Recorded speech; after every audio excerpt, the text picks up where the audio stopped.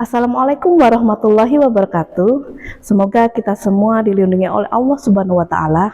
Perkenalkan, nama saya Mutamar Khalifah Aisyah, dosen program studi S1 Fisika, Fakultas Sains Teknologi dan Pendidikan, Universitas Muhammadiyah Lamongan. Saat ini, saya sedang dalam proses mengikuti sertifikasi dosen yang diselenggarakan oleh Kemendikbudristek tahun 2025. Saya akan menyusun dokumen pernyataan diri dosen dalam unjuk kerja Tridharma Perguruan Tinggi atau PDD UKT PT. Pada kesempatan ini, saya akan memaparkan salah satu mata kuliah yang saya ampu, yaitu Fisika Inti. Mata kuliah ini adalah mata kuliah yang sesuai dengan bidang keilmuan saya dan dilakukan pada semester ini.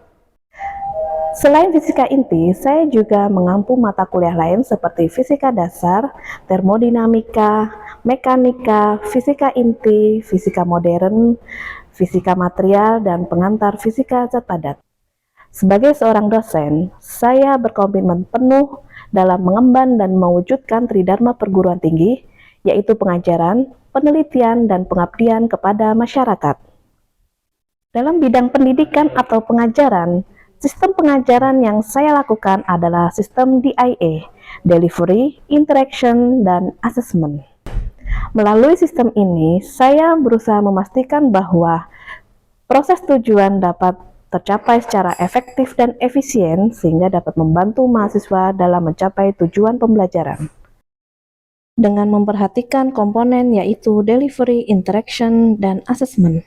Pada komponen Delivery, saya menyampaikan materi pembelajaran kepada mahasiswa menggunakan metode pengajaran yang variatif seperti diskusi, studi kasus, dan berbasis riset, serta menggunakan media pembelajaran yang ilustratif seperti video presentasi dan artikel. Hal ini bertujuan supaya mahasiswa dapat lebih memahami apa yang saya sampaikan. Pada komponen interaction, sesering mungkin saya melakukan interaksi kepada mahasiswa untuk memastikan pemahaman mahasiswa melalui sesi tanya jawab. Pada komponen assessment, saya mengevaluasi pemahaman dan penguasaan materi mahasiswa secara objektif melalui kuis, tugas, ujian tulis atau ujian lisan, dan presentasi. Untuk mencapai proses pembelajaran yang maksimal, saya akan menguraikan beberapa tahapan pembelajaran, yaitu 1. Capaian pembelajaran, 2. Deskripsi mata kuliah, 3. Capaian pembelajaran mata kuliah, 4. Media pembelajaran, 5. Materi pembelajaran, 6. Sistem penilaian, 7. Video proses pengajaran. Saya mengajar mata kuliah Fisika Inti pada semester genap 2024-2025 dengan bobot 3 SKS. Mata kuliah Fisika Inti adalah mata kuliah wajib program studi dengan kode 22WP1525. Untuk capaian pembelajaran meliputi sikap, pengetahuan, keterampilan umum, dan keterampilan khusus. Untuk tahap berikutnya, mari kita simak video pembelajaran mata kuliah Fisika Inti. Selamat menyaksikan.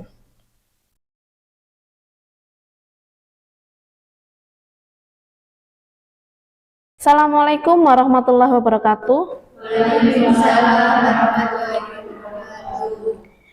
Oke, teman-teman mahasiswa, gimana kabarnya? Alhamdulillah baik. Alhamdulillah kalau semuanya sehat. Oke, hari ini kita akan membahas materi radioaktivitas. Radioaktivitas adalah aktivitas dari suatu inti atom dalam keadaan tidak stabil menjadi stabil. Lalu bagaimana inti atom itu dari tidak stabil menuju stabil? Inti atom yang tidak stabil menjadi stabil akan melakukan proses radiasi. Nah, inti yang tidak stabil ini dinamakan radionuklida. Kemudian prosesnya dalam menjadi tidak stabil kemudian menuju stabil adalah peluruhan. Nah, sedangkan dalam suatu atom kesatuan itu namanya adalah zat radioaktif. Jadi kita kalau membahas kata zat radioaktif itu adalah suatu unsur yang mengalami radiasi. Selanjutnya adalah peluruhan. Peluruhan merupakan perubahan inti atom yang tidak stabil menjadi inti atom yang lain, di mana inti atom yang lain ini dia akan stabil dari unsur radioaktif menjadi unsur yang lain. Bisa dilihat di gambar, pada inti atom yang mengalami radioaktif, dia akan menjadi partikel lain, dia akan melepaskan energi. Nah, energi inilah yang terpancar yang dinamakan dengan radiasi. Kemudian, sejarah penemuan radioaktivitas ditemukan oleh Anthony Henry Becquerel pada tahun 1896, di mana unsur yang melakukan atau mengalami proses radiasi adalah unsur uranium. Pada tahun tersebut, Becquerel secara kebetulan menemukan radioaktivitas saat menyelidiki fosforesensi pada garam uranium. Kemudian ada sinar tak kasat mata atau radiasi pengion dari zat uranium tersebut, di mana dia dideteksi oleh plat fotografi. Dari sinilah proses radiasi ditemukan. Kemudian berkembang lagi pada tahun 1903, Becquerel berbagi hadiah Nobel dengan Pierre dan Marie Curie atas penemuan radioaktivitasnya. Sehingga kita biasa mengenal bahwa satuan dari radioaktivitas adalah Becquerel atau disingkat Becky. Ini merupakan satuan standar internasional untuk aktivitas sampel radioaktif, di mana sampel bahan radioaktif yang memiliki aktivitas 1 Becquerel itu artinya mengalami satu peluruhan pada intinya setiap 1 detik. Atau bisa dilihat, 1 Becky sama dengan 1 peluruhan per sekon. Radioaktif bisa kita temukan selain di alam juga dalam bentuk buatan. Nah, pada radioaktif alam, jika kalian berada di suatu tempat, kemudian tempat itu ada tanda radioaktif, itu menunjukkan bahwa tempat tersebut daerah yang terpengaruh radiasi. Nah, bentuk radiasinya dalam bentuk apa aja? Macam-macam, salah satunya di gambar bisa dilihat, ada dalam bentuk batuan. Ini salah satu contoh unsur radioaktif. Selain itu, sumber-sumber radioaktif itu bisa kita temukan di tanah, batuan, di mana banyak jenis tanah dan batuan itu mengandung unsur radioaktif, terutama uranium dan thorium. Sumber yang lain adalah dari air, di mana air tanah atau air permukaan juga dapat mengandung unsur radioaktif, terutama dari peluruhan uranium dan thorium tersebut. Selain itu juga bersumber pada udara. Ada lagi sumber dari kosmos, yaitu radiasi dari luar angkasa. Kemudian dalam tubuh manusia pun unsur radioaktif juga ditemukan karena melalui makanan dan minuman yang kita konsumsi sehari-hari. Lalu untuk radioaktif buatan itu seperti apa? Contohnya dalam bidang medis, biasanya itu digunakan untuk radioterapi kanker. Kemudian ada radioisotop dalam industri. Ada lagi bahan bakar nuklir. Pada radioaktif buatan, itu pertama yang dilakukan oleh peneliti yang bernama Rutherford.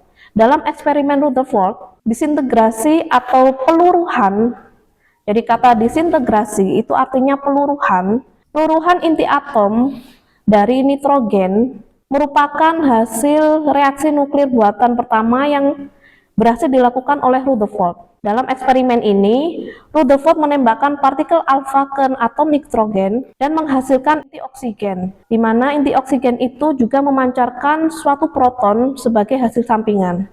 Bisa dilihat pada gambar di bawah, itu merupakan eksperimen Rutherford, yaitu peluruhan dari inti nitrogen, di mana target nitrogen atom itu ditembak oleh partikel alfa, kemudian dia akan menghasilkan partikel dan juga memancarkan suatu proton. Ini reaksi kimianya, jadi ada nitrogen, dia memiliki nomor atom 7 dengan massa 14, kemudian ditembak dengan partikel alfa, artinya plus helium nomor atom 2 dengan massa 4, akan menghasilkan peluruhan menjadi oksigen nomor atomnya 8 dengan massa atomnya 17, kemudian memancarkan proton itu memiliki nomor atom 1, di mana nomor atom 1 adalah hidrogen. Jadi proton di sini dilambangkan dengan hidrogen 1, massa atomnya juga 1. Jika menganut dengan kaidah penulisan unsur, bisa dilihat di gambar di bawah, X, di mana bagian bawahnya ada Z, kemudian bagian atasnya adalah A. Masih ingat ya, Z itu adalah nomor atom.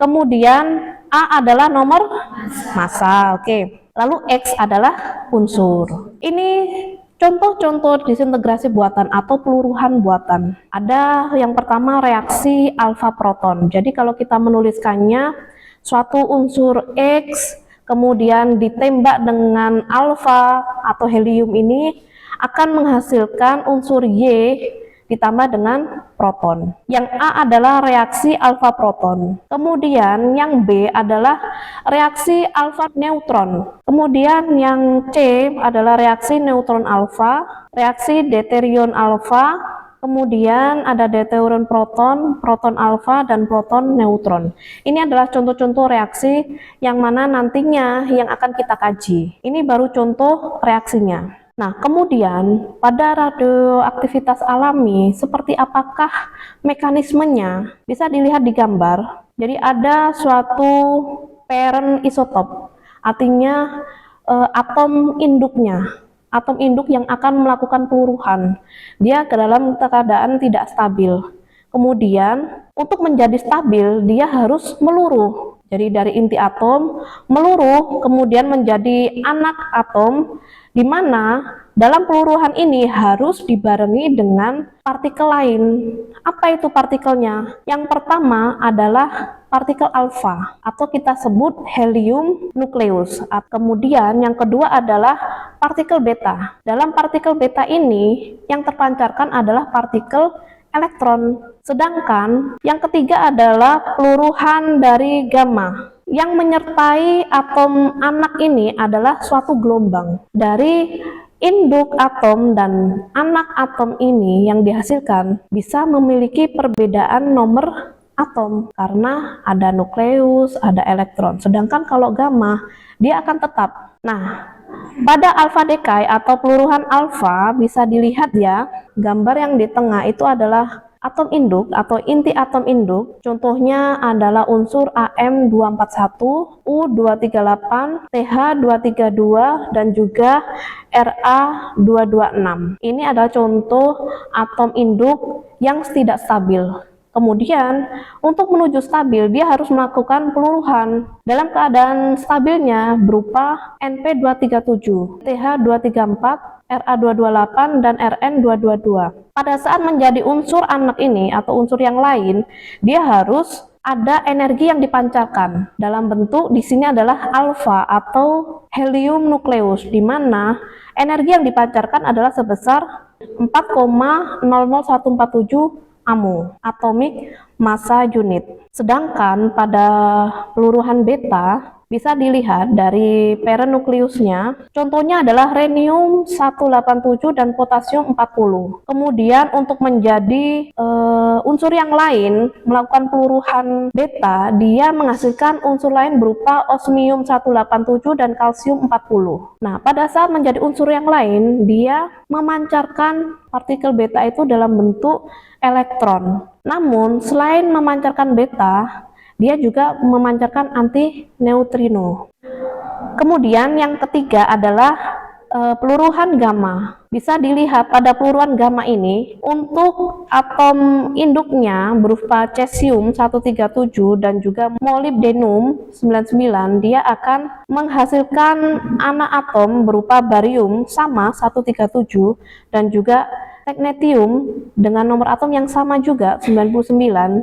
Artinya dia mengalami peluruhan gamma. Nah, peluruhan gamma ini ditandai dengan adanya gelombang gamma. Dari alfa, beta, gamma merupakan energi yang dipancarkan pada proses radiasi, memiliki kemampuan dalam menembus suatu benda. Untuk alfa, dia hanya bisa bergerak di udara namun sebatas di kertas. Sedangkan kalau beta tidak hanya menembus ke kertas, tapi dalam bagian tubuh manusia dia juga bisa menembus. Dia baru bisa tertahan oleh yang namanya metal. Kemudian kalau gamma, dia bisa menembus dari ada kertas, tubuh manusia, ada logam, air, kemudian semen, konsert, artinya bangunan juga ditembus oleh gelombang gamma, dan dia baru bisa dihadang oleh lead atau beban. Nah, dari sini kita bisa tahu bahwa energi yang dihasilkan oleh partikel alfa, beta, dan gamma itu berbeda. Semakin bisa menembus suatu benda, itu berarti energinya cukup besar. Kembali lagi, untuk teori radioaktivitas, sebelum kita lebih jauh, kita harus mengenali ada namanya Pauli's Prediction, di mana beliau adalah fisikawan dari Austria, meramalkan bahwa pasti ada partikel lain yang dilepaskan saat partikel beta terbentuk, yang sangat sulit dideteksi. Kemudian dilanjutkan oleh fisikawan Itali, yaitu Enrico Fermi, di mana partikel tersebut adalah neutrino, yang artinya partikel netral kecil dalam bahasa Italia, makanya dikatakan neutrino. Kemudian sebelumnya pada peluruhan beta, selain memancarkan partikel beta, ternyata ada partikel lain tadi kan. Suatu inti terdiri dari apa saja? Kalau ada yang ingat, inti atom, neutron, dan proton. Nah, inti atom yang tidak stabil itu artinya jumlah neutron dan proton yang tidak sama. Harusnya dalam suatu inti atom, jumlah antara neutron dan proton itu sama. Pada saat ada selisih, di mana neutronnya lebih besar daripada proton, itu namanya tidak stabil. Maka, supaya menjadi stabil, mekanismenya adalah merubah neutron yang lebih itu menjadi proton, supaya nilai neutron dan proton itu adalah sama. Dalam peluruhan beta, secara bersamaan beta negatif muncul untuk memenuhi hukum kekalan energi, muatan, dan massa. Jadi bisa dilihat di gambar, N menjadi P. Jadi N menjadi P itu selain memancarkan beta negatif, dia juga memancarkan neutron, di mana energi VE aksen yang ada di gambar. Nah, energi itu namanya anti elektron neutrino yang mengikuti partikel beta. Jadi ingat, prediksi dari Pauli bahwa partikel lain yang turut dibebaskan selain partikel beta adalah partikel neutrino. Apa itu neutrino? Neutrino adalah partikel yang memiliki massa diam 0 dan tidak memiliki muatan, namun memiliki sejumlah energi. Karena tidak bermuatan dan tidak bermassa, sehingga neutrino ini tidak bisa dideteksi. Dari sini mungkin ada yang tanyakan terlebih dahulu? Oke, silahkan. Di situ kan dijelaskan bahwa neutrino itu sulit dideteksi. Lalu bagaimana cara membuktikan bahwa neutrino itu ada? Oke, pertanyaan yang bagus. Di sini sudah dikatakan bahwa dengan massa 0 dan tidak memiliki muatan, kok bisa memiliki energi yang besar? Dari mana kita bisa tahu bahwa neutrino ini ada? Nah, percobaan dari Rutherford itu, ada lagi percobaan yang menggunakan teknologi dari deteksi neutrino, di mana teknologi itu adalah scintillator cair yang berhasil menemukan keberadaan dari atom-atom yang tak kasat mata. Jadi, jika dia menyentuh ke partikel yang tak kasat mata, simulator itu akan memancarkan cahaya. Nah, pada peluruhan beta ini, ternyata dia memunculkan cahaya, artinya ada partikel lain yang dihasilkan selain peluruhan beta. Partikel ini nggak bermuatan dan tidak bermassa karena tidak dapat diketahui, hanya bisa dideteksi dari simulator.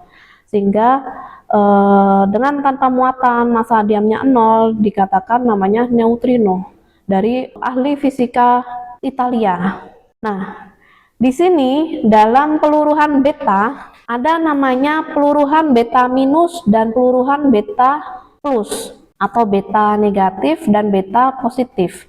Bisa dilihat pada gambar, ada beta negatif itu contohnya unsur karbon 14, di mana pada karbon 14 dia itu terdiri dari 6 proton dan 8 neutron. Artinya ada neutron yang lebih besar jumlahnya daripada proton. Untuk menjadi stabil, dia meluruh memancarkan partikel beta menjadi nitrogen, di mana protonnya jadi 7 proton, kemudian neutronnya menjadi 7, sehingga selisih antara proton dan neutron adalah 0 atau nilainya sama, menjadi stabil.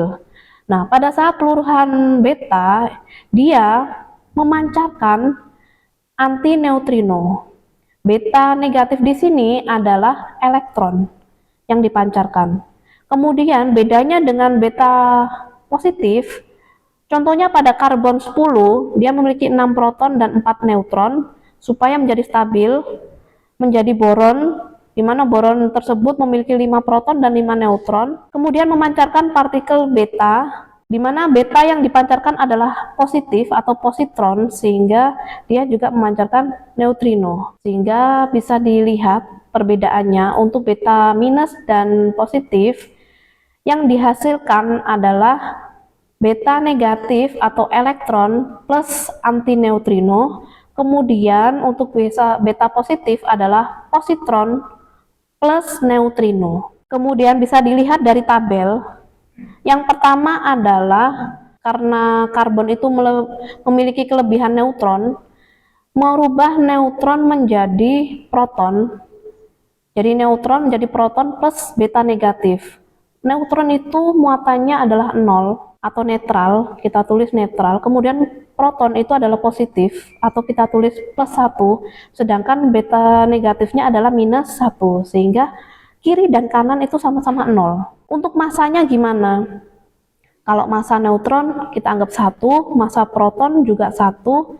Nah, beta itu tidak memiliki massa 0, sehingga kiri kanan sama-sama nilainya 1.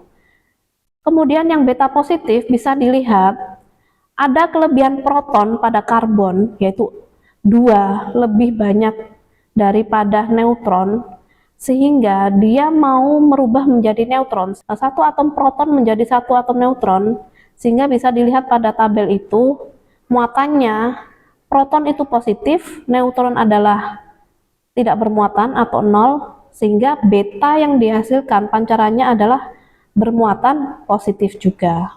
Sehingga kenapa ini adalah beta positif. Kalau masanya juga sama, proton neutron adalah 1, sehingga kiri kanan itu seimbang. Jadi bisa dikatakan kapan beta negatif itu muncul, kapan beta positif itu muncul, tergantung pada peluruhannya. Apakah kelebihan neutron yang diubah menjadi proton atau sebaliknya. Sebelum lanjut ke isotop hidrogen, ada yang ditanyakan lagi? Oke, silahkan. Tadi kan sudah dijelaskan bahwasannya di beta minus tadi ada antineutrino. Ya. Kan di beta plus itu ada neutrino. Apa sih yang perbedaannya antineutrino sama neutrino itu? Oke. Kata anti itu artinya keterbalikan. Jadi kalau neutrino punya sifat A, berarti anti itu punya sifat yang bisa menghilangkan sifat tersebut atau minus A. Kenapa pada peluruhan beta ini ada antineutrino dan neutrino? Karena pada peluruhan beta ini antineutrino itu artinya dia itu yang dapat menghilangkan sifat neutron, dan neutrino itu memiliki sifat neutron, tapi dia bukan neutron. Dia tidak bermassa, tapi dia memiliki energi. Nah, supaya ini hilang, ya, ini keseimbangan alam, supaya ini hilang, sehingga muncul neutrino dan antineutrino. Jadi, atom ini, partikel ini, dia memiliki sifat seperti neutron, tapi tidak bermassa. Bedanya dengan neutron, dia punya massa, massanya besar. Ingat, atom itu memiliki massa yang besar daripada elektron. Ada namanya isotop hidrogen. Nah, isotop dari hidrogen ada 3, protium, deuterium, tritium.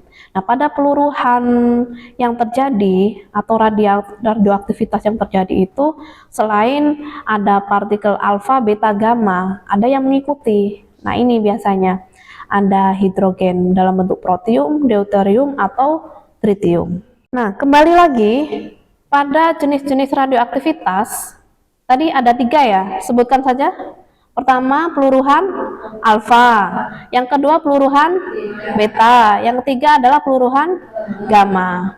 Nah, pada peluruhan alfa bisa dilihat, peluruhan yang terjadi dia adalah suatu atom yang memancarkan. Atom ini adalah helium. Kalau yang beta adalah elektron yang terpancar. Kemudian kalau gamma yang terpancar adalah gelombang atau energi. Nah, kemudian pada peluruhan alfa, alfa di sini adalah helium. Dia memiliki 2 proton dan 2 neutron. Kemudian kalau peluruhan beta, dia bisa dalam bentuk 1 proton atau 1 elektron karena ada beta positif dan juga ada beta negatif. Kemudian pada peluruhan gamma, dia adalah foton karena dalam bentuk energi. Jadi bukan proton, bukan neutron, dan juga bukan elektron. Yang dipancarkan adalah energi foton. Nah, hukum-hukum radioaktivitas. Pada perubahan inti atom yang tidak stabil ini harus memenuhi hukum-hukum radioaktivitas. Ada 3 yang jadi dasarnya adalah hukum peluruhan radioaktif, kemudian hukum kekekalan radioaktif, dan hukum perpindahan. Nah, pada hukum peluruhan radioaktif ini kita mulai menghitung besarnya radiasi. Kemudian yang terakhir adalah hukum perpindahan radioaktivitas. Jadi pada hukum perpindahan radioaktivitas itu kita bisa menentukan bahwa unsur yang stabil itu berada di posisi bagian mana dari sistem periodik unsur. Nah, pada peluruhan alfa kita tahu bahwa peluruhan alfa itu memancarkan atom helium. Pada atom helium dia memiliki nomor atom 2 dan nomor massa 4. Sehingga nomor atom inti anaknya itu akan berkurang 2. Pada nomor atom yang berkurang 2 artinya anak peluruhan itu bergeser ke kiri. Artinya memiliki nomor atom lebih kecil daripada induk atom. Sedangkan pada peluruhan beta tergantung apakah dia peluruhan beta positif atau beta negatif. Jika beta positif artinya unsur anak berada di kanan induk. Kalau beta negatif berarti unsur anak berada di kiri induk gitu. Jadi itu yang menentukan pada sistem periodik unsur. Dari sini bisa dipahami. Oke. Terima kasih teman-teman mahasiswa atas waktunya. Semoga apa yang kita pelajari hari ini bisa bermanfaat bagi kita semua. Kita akhiri perkuliahan hari ini ya.